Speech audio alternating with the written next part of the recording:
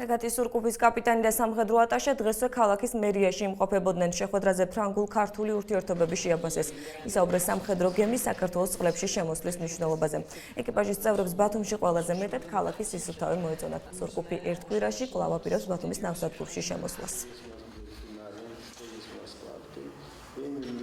Визит корабля очень важный. სამხედრო ხომალდის ვიზიტი ძალიან მნიშვნელოვანია საქართველოსთვის. ეს შეხვედრა ურთიერთობების გაღრმავებას ემსახურება. მე პირადად მივესალმები საქართველოსა და საფრანგეთის მეგობრობას.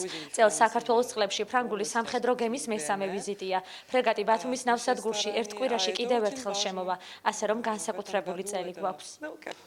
Особый год. დღევანდელი ღონისძიება იყო იმ ნათელი მაგალითი იმ მეგობრობისა, რაც საფრანგეთსა და საქართველოს შორისაა.